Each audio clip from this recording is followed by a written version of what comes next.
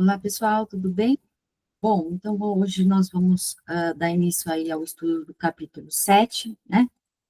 Até que enfim terminamos aí o capítulo 6. E aí o capítulo 7 vai falar sobre princípios gerais do diagnóstico psicopatológico, tá? Enfim, chegamos ao final, né, dos conceitos filosóficos, né? Quais as contribuições aí da filosofia à psicopatologia. E aí agora a gente fala dos princípios diagnósticos. Vamos ver o que esse trecho do livro traz aí, né, de conhecimentos para nós terapeutas, não é, que possa contribuir aí na nossa caminhada para se aproximar de um bom diagnóstico, né, de certa forma, não é? Ou de uma boa também hipótese diagnóstica, tá? Porque pelo que eu estava lendo, não é, a respeito da emissão de diagnóstico, né, pelo psicólogo, é facultativo, tá? A gente não tem essa obrigação, não é? Mas é interessante a gente estudar, né? A gente estudar porque aprimora, né, cada vez mais os nossos conhecimentos e contribui muito ali para o nosso raciocínio clínico, né? Ajuda bastante, tá bom? Enfim, então vamos lá, eu acho que já apareceu a tela aí para você, né? Então vamos lá. Princípios gerais do diagnóstico psicopatológico. Discute-se muito sobre o valor e os limites do diagnóstico em saúde mental. Pode-se identificar, inclusive, duas posições extremas. A primeira afirma que o diagnóstico em saúde mental não tem valor algum, pois cada pessoa é uma realidade única e inclassificável. Olha que interessante, hein, esse ponto, não é? Olha, uns, de repente, afirmam que não precisa, né, fazer esse diagnóstico. O diagnóstico apenas serviria para rotular as pessoas diferentes, excêntricas, permitindo e legitimando o poder médico, o controle social sobre o indivíduo desadaptado ou questionador. Essa crítica é particularmente válida nos regimes políticos totalitários, quando se utilizou o diagnóstico psiquiátrico para punir e excluir pessoas dissidentes ou opositoras ao regime. Já a segunda posição, em defesa do diagnóstico em saúde mental, sustenta que seu valor e seu lugar são absolutamente semelhantes aos do diagnóstico nas outras áreas e especificidades médicas. O diagnóstico, nessa visão, é o elemento principal e mais importante na prática psiquiátrica. A minha posição é a de que, apesar de ser absolutamente imprescindível considerar os aspectos pessoais singulares de cada indivíduo, sem um diagnóstico psicopatológico aprofundado, não se pode nem compreender adequadamente o paciente e seu sofrimento, nem escolher o tipo de estratégia terapêutica mais apropriada. A favor dessa provisão está a afirmação de Aristóteles, logo nas primeiras páginas do livro Alfa, de sua Metafísica. A arte aparece quando de um complexo de noções experimentadas se exprime um único juízo universal dos casos semelhantes. Com efeito, ter a noção de que as cálias atingido de tal doença, tal remédio deu alívio. E a Sócrates também, e, da mesma maneira, a outros tomados singularmente, é da experiência. Mas julgar que tem aliviado a todos os semelhantes, determinados segundo uma única espécie, atingidos de tal doença como os reumáticos, os biliosos ou os incomodados por febre ardente. Isso é da arte. E isso porque a experiência é conhecimento dos singulares e a arte dos universais. Olha que interessante, né? A experiência é conhecimento dos singulares. e a arte dos universais. As experiências, né, do que eu entendi aqui, são as comprovações científicas, né? São conhecimentos singulares. Já a arte, né, que não tem comprovação científica, evidências, é mais universal. Né? Entretanto, é bom lembrar que o próprio filósofo defende que somente o indivíduo é real. O que se tem acesso direto é apenas aos objetos concretos e particulares. O universal, afirmava o filósofo, não existe na natureza, apenas no espírito humano, que capta e constitui as ideias a partir do processo de abstração e generalização. Assim Aristóteles prossegue. Portanto, quem possua a noção sem a experiência e conheça o universal, ignorando o particular nele contido, enganar-se-á muitas vezes no tratamento, porque o objeto de cura é, de preferência, o singular. No entanto, nós julgamos que há mais saber e conhecimento na arte do que na experiência, e consideramos homens de arte mais sábios que os empíricos, visto a sabedoria acompanhar em todos, de preferência, o saber. Isso porque uns conhecem a causa e outros não. Então, ó, olha só, o singular, né, pelo que eu entendi, é a visão empírica. O que é a visão empírica? Aquilo que tem provas, aquilo que tem evidências, que é a ciência, não é?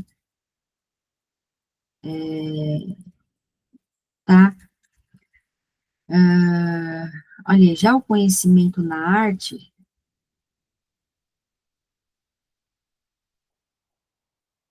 tá? Ele traz que vem acompanhado de mais sabedoria a todos, ó. Olha que interessante, né? Digamos assim, então, que o empirismo, né, a ciência, aquilo que busca provas, digamos que vamos fazer a comparação com o iceberg, digamos que a ciência está mais na parte que está acima aqui, né, do nível do mar, que aparece, né, aquela pequena parte. Já abaixo do nível do mar, né, a parte submersa, está a arte, aquilo que é mais profundo, né, aquilo que tem mais conhecimento, aquilo que tem mais saber. Olha que interessante isso daí, né? Portanto, se faz uma avaliação, uma análise do paciente do ponto de vista somente da ciência, eu acho que começa a ter uma visão parcial, né? Não uma visão integral do indivíduo, não é? Olha aí, hein? Assim, há no processo diagnóstico uma relação dialética permanente entre o particular, individual, que é aquele paciente específico, aquela pessoa em especial, e o geral, universal, que é a categoria diagnóstica a qual essa pessoa pertence. Portanto, não se deve esquecer, os diagnósticos são ideias, construtos fundamentais para o trabalho clínico e para o conhecimento científico. Tanto na natureza como na esfera humana, pode-se distinguir três grupos de fenômenos em relação à possibilidade de classificação. Vamos lá ver os três grupos. Primeiro grupo, aspectos e fenômenos encontrados em todos os seres humanos. Fazem parte de uma categoria ampla demais para a classificação, sendo pouco útil seu estudo taxonômico. De modo geral, em todos os indivíduos, a privação das horas de sono causa sonolência, e a restrição alimentar, fome, ou seja, são fenômenos triviais que não despertam grande interesse à psicopatologia. É aquilo que é do normal. O indivíduo sentir fome, se ele está privado de alimentação, restrição de alimentação, não é? O indivíduo com sonolência, se ele está privado de sono, normal, né? Esse grupo, né? Segundo grupo, aspectos e fenômenos encontrados em algumas pessoas, mas não em todas. Esses são os fenômenos de maior interesse para a classificação diagnóstica em psicopatologia. Aqui situam-se a maioria dos sinais, sintomas e transtornos mentais. Terceiro e último grupo, aspectos e fenômenos encontrados em apenas um ser humano em particular, totalmente singular. Esses fenômenos, embora de interesse fundamental para a compreensão de um ser humano particular, são restritos demais e de difícil classificação e agrupamento, tendo maior interesse em seus aspectos antropológicos, existenciais e estéticos que propriamente taxonômicos. De modo geral, pode-se afirmar que o diagnóstico só é útil e válido se for visto como algo mais que simplesmente rotular o paciente. Para uma abordagem crítica do diagnóstico em psiquiatria, ver esses autores aí, né? Zorzanetti, Bezerra Júnior e Freire Costa. Esse tipo de utilização do diagnóstico psiquiátrico seria uma forma precária, questionável e não propriamente científica.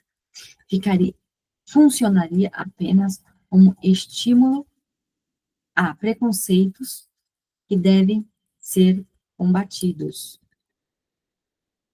A legitimidade do diagnóstico psiquiátrico sustenta-se na perspectiva de aprofundar o conhecimento, tanto do indivíduo em particular, como das entidades museológicas utilizadas. Isso permite o avanço da ciência, a antevisão de um prognóstico e o estabelecimento de ações terapêuticas e preventivas mais eficazes.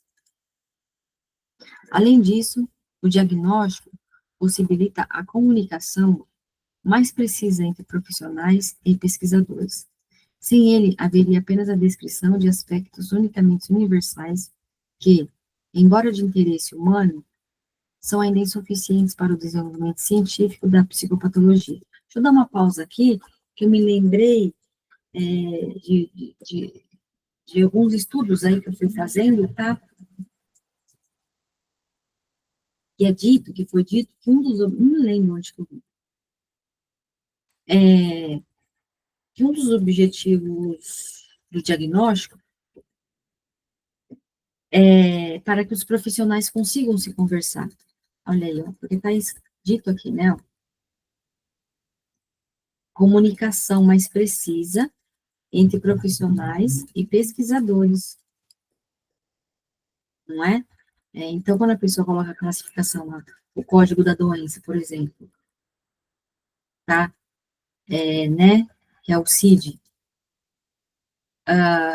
O outro profissional que vê, ele já vai entender, né? Do que se trata aquele caso que está chegando, não é? E o que o profissional anterior quer dizer. Né? Então, ou seja, fica mais clara aí a comunicação de fato, né? Não fica achismos, algo muito subjetivo. Não, né? Começa a falar a mesma língua. Do ponto de vista clínico e específico da psicopatologia, embora o processo diagnóstico de saúde mental siga os princípios gerais das ciências médicas, há certamente alguns aspectos particulares que devem ser aqui apresentados. 1. O diagnóstico de um transtorno psiquiátrico é quase sempre baseado preponderantemente nos dados clínicos. Dados clínicos é aquilo que o terapeuta, o psiquiatra, né, o psicólogo está vendo ali no paciente, tá? Ali no atendimento, tá? Os dados clínicos. Que é a avaliação clínica, né, que é muito importante e é a primordial, é a soberana, tá? Não é ir diretamente no DSM ou, né, no CID, e é a partir dali desenvolver um plano de tratamento. Não, tem que ter essa escuta aí, não é com o paciente, tá?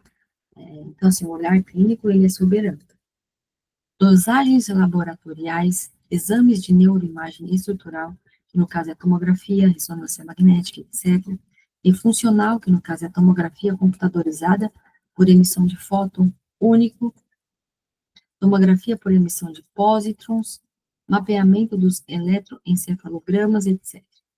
E testes psicopatológicos ou neuropsicológicos auxiliam de forma muito importante, principalmente para o diagnóstico diferencial entre um transtorno psicopatológico primário, que no caso é esquizofrenia, depressão primária, transtorno bipolar, etc., e uma doença neurológica, que no caso encefalites, tumores, doenças vasculares, etc. Ou sistêmica, que no caso é hipotiroidismo, insuficiência renal, etc. É importante ressaltar, entretanto, que os exames complementares, que é a semiotécnica armada, não substituem o essencial do diagnóstico psicopatológico, que é uma história clínica bem colhida e um exame do estado mental minucioso, ambos interpretados com habilidades. Olha que legal isso aqui, tá? Então, assim, ó, uma história clínica bem colhida, ou seja, anamnese, tá? Que a gente chama de avaliação ateórica, tá? Você tem a avaliação ateórica e a teórica. Qual que é a diferença? A teórica entre a anamnese e o DSM, tá? Que é o DSM que ajuda a fazer o exame do estado mental, tá? Que é de acordo com o que o paciente vai dizendo, a gente tem que ir lá no DSM para ver se ele se enquadra naqueles critérios daquela doença, tá? E aí a pessoa é diagnosticada, por exemplo, com transtorno bipolar, né, como eu disse ali anteriormente, se ele tiver 4 ou mais critérios ali no livro, tá? Não é a pessoa ter um único critério ou ter um único episódio depressivo, por exemplo, né, que é a hipomania, né, e ela já se diagnosticada com bipolaridade, não, tá? Tem os critérios. Então, né, isso aqui é a avaliação teórica, é a anamnese, e o exame do estado mental, que aí, no caso, a gente utiliza o DSM para fazer o exame do estado mental.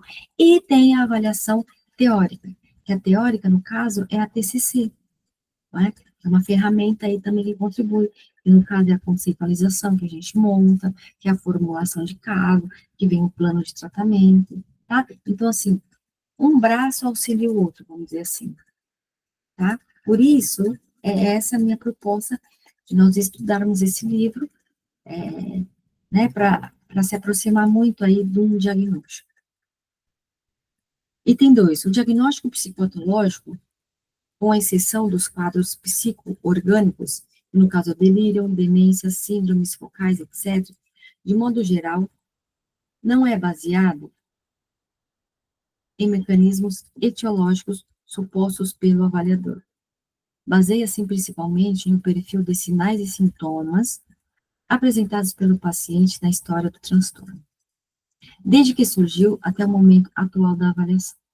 Por exemplo, ao ouvir do paciente ou familiar uma história repleta de sofrimentos, fatos emocionalmente dolorosos ocorridos pouco antes do eclodir dos sintomas, a tendência natural é estabelecer o diagnóstico de um transtorno psicogênico, como psicose psicogênica, ou histeria, ou depressão reativa, etc.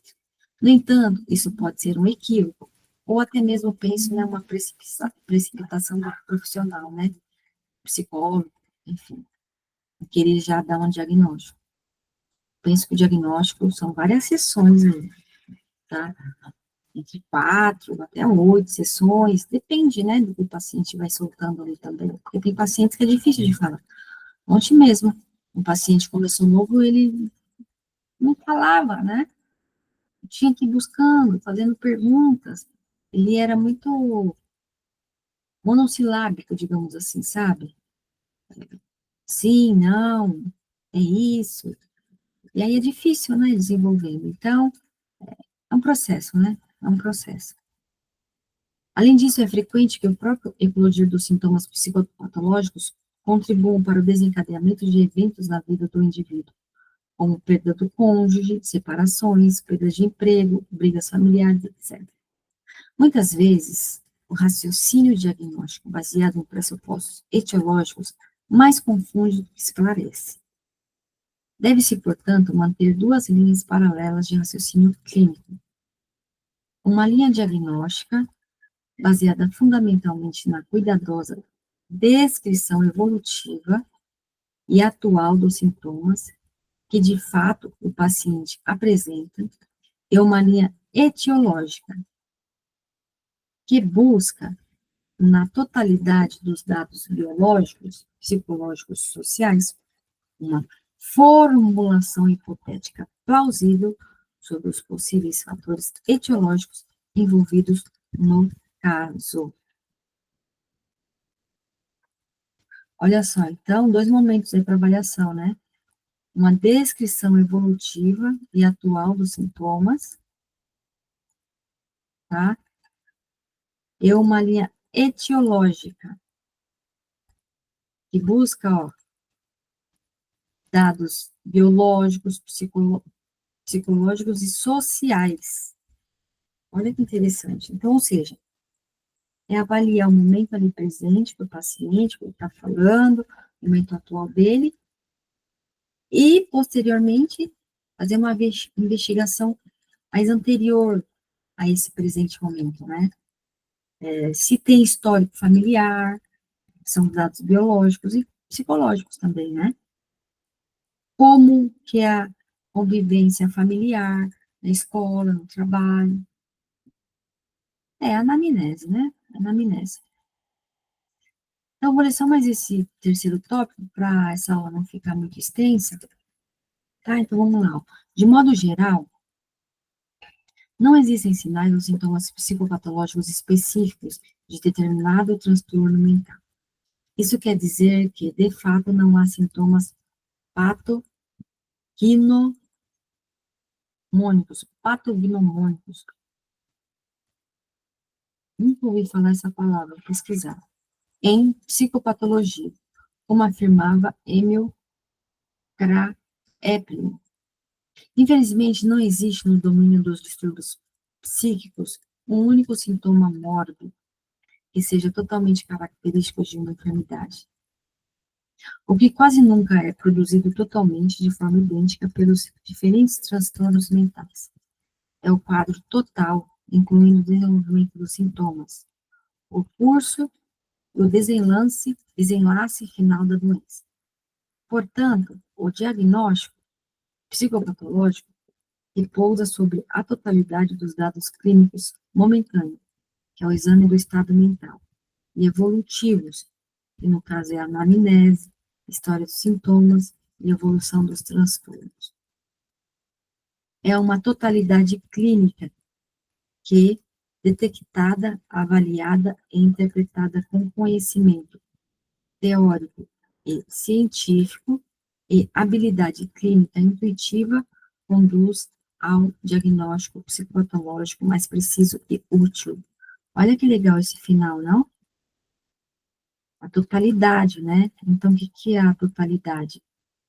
É unir, ó, conhecimento teórico e científico, olha que interessante, hein? E a habilidade do terapeuta, né? Que é o tempo dele de clínica, a expertise dele, vamos dizer assim, e algo que é mais intuitivo. Olha Jung aparecendo aí, né? Jung que fala sobre a intuição. Eu penso que, deixa eu parar o compartilhamento aqui, que a gente já vai encerrando, que um bom terapeuta também é aquele que se permitiu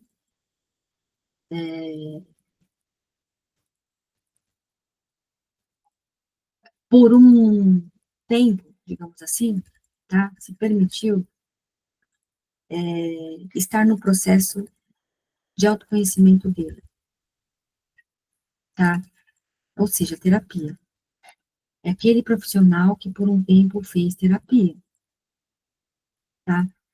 Eu acho que eu já disse aí, eu vou voltar a dizer, acho que hora ou outra você vai me ouvir falar, que é citar uma frase de Jung que ele diz, que, aliás, duas frases que me tem.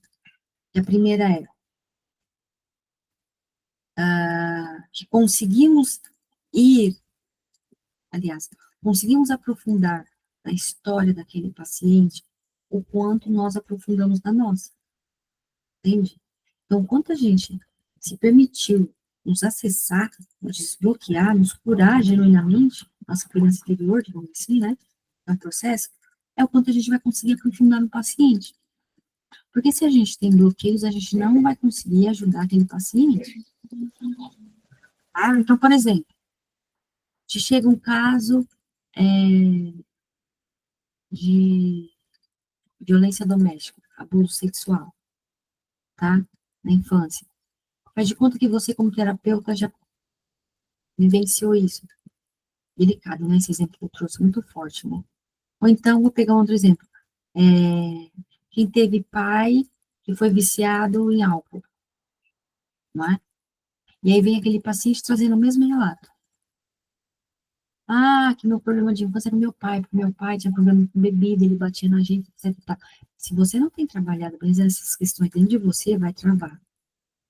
E vai aparecer na terapia. E vai mexer.